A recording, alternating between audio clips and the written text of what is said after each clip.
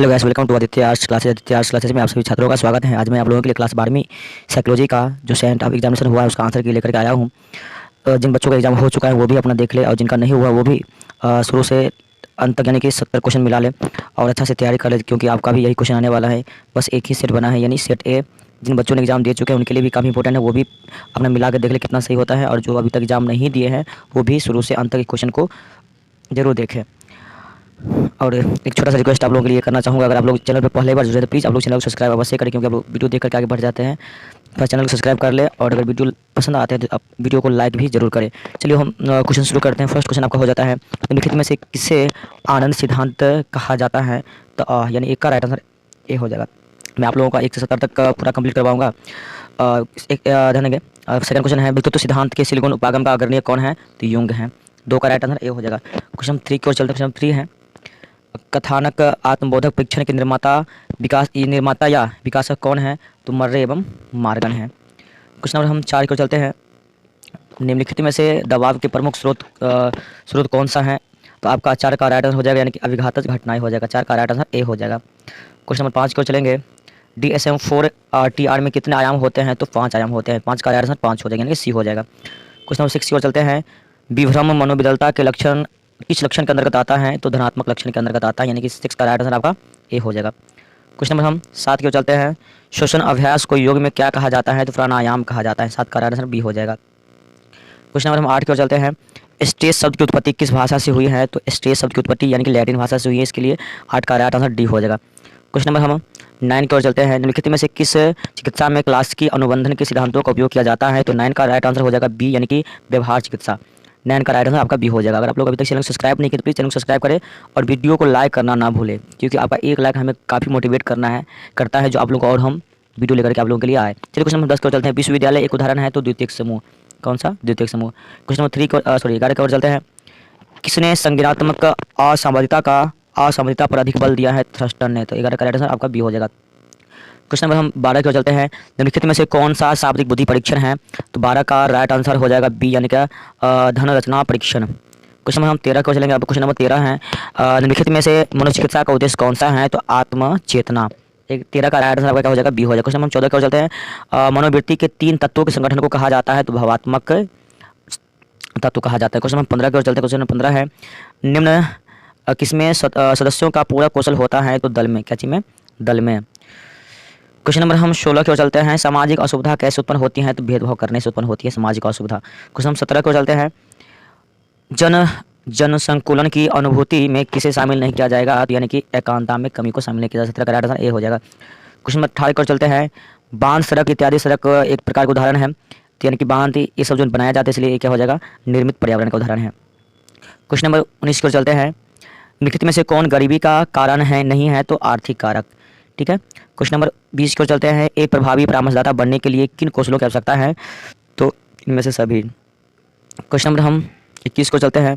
साक्षात्कार प्रारूप में कितनी अवस्थाएं होती हैं? तो 4 अवस्थाएं होती हैं। 21 का राइट आंसर ए हो जाएगा। क्वेश्चन नंबर 22 है, 2 या 2 से अधिक व्यक्तियों के बीच वार्तालाप और अंतःक्रिया को कहा जाता है? तो 22 का राइट आंसर क्या हो जाएगा? यानी कि साक्षात्कार हो जाएगा। क्वेश्चन नंबर 23 को चलते हैं। मानव संप्रेषण के तत्व कौन कौन से हैं? तो 23 का राइट आंसर आपका क्या हो जाएगा? डी हो जाएगा। क्वेश्चन नंबर हम 24 को चलते हैं।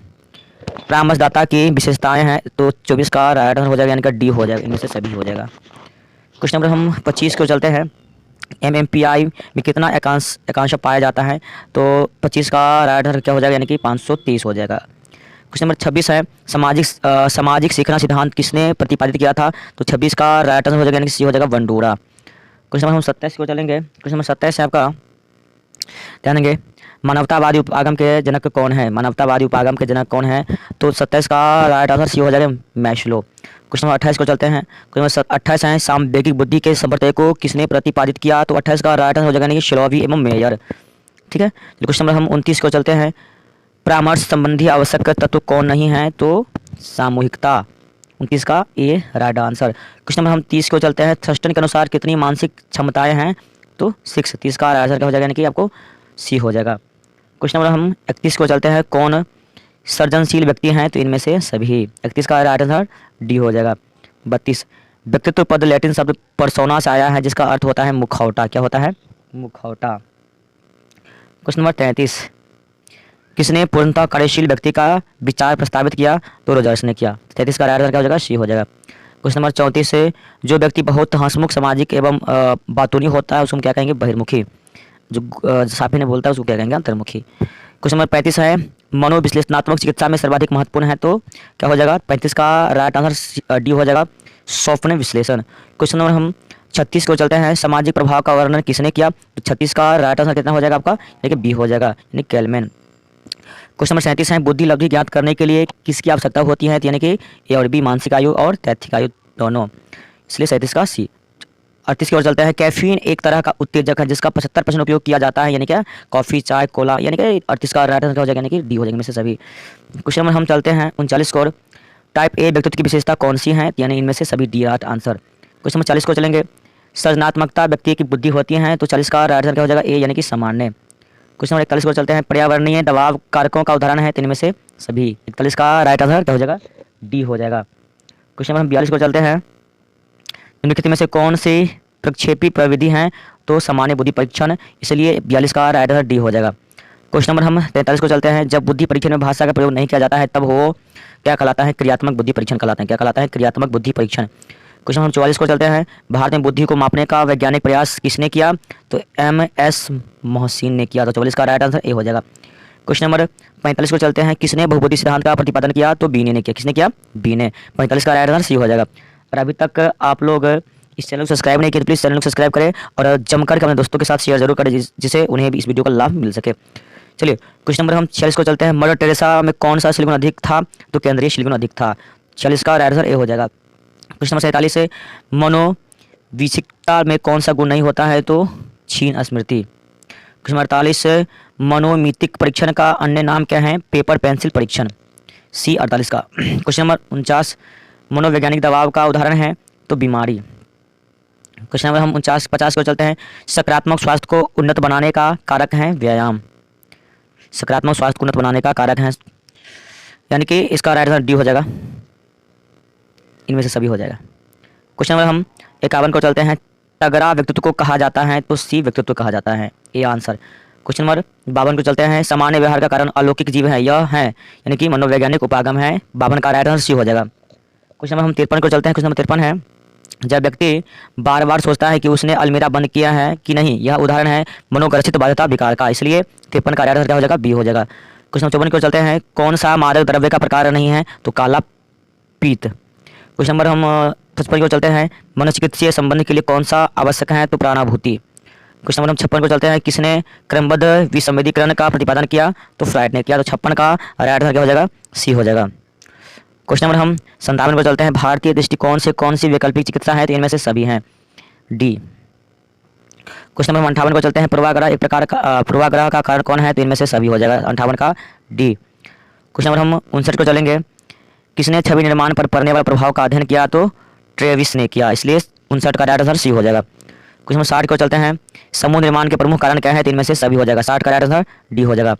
क्वेश्चन नंबर 61 को चलते हैं, किसने लोकप्रिय पुस्तक in the minds of main लिखे हैं? तो गार्डनर वाल्फी ने लिखे हैं, तो इसलिए 61 का राइट आंसर क्या हो जाएगा? आपका ए हो जाएगा। क्वेश्चन नंबर 62 को चलते हैं, स्वतंत्र साहचर्य एवं स्वप्न विश्लेषण का उपयोग किस चिकित्सीय विधि में होता है? तो 62 का राइट आंसर क्या हो जाएगा? यानी कि ए लोगो चिकित्सा। क्वेश्चन नंबर हम 63 को चलते हैं, चिपको आंदोलन किस क्षेत्र से संबंधित है? तो हिमालय के उत्तराखंड क्षेत्र से, यानी उत्तराखंड राज्य से, इसलिए 63 का सी हो जाएगा।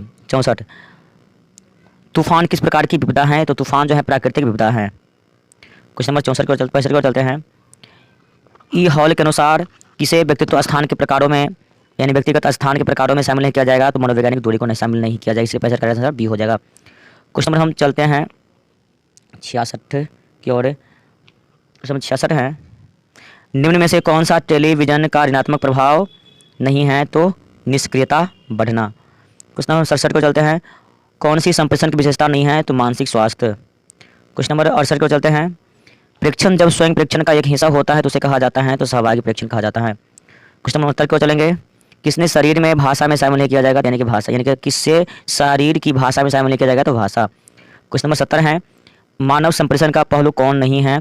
तो मानकीकृत व्याख्या। अगर अभी तक आप लोगों के चैनल को सब्सक्राइब नहीं है कि प्लीज़ सब्सक्राइब अवश्य करें, छोटा सा रिक्वेस्ट आप लोगों से है, आप लोगों को मैं संपूर्ण तैयारी चैनल के माध्यम से करवाऊंगा।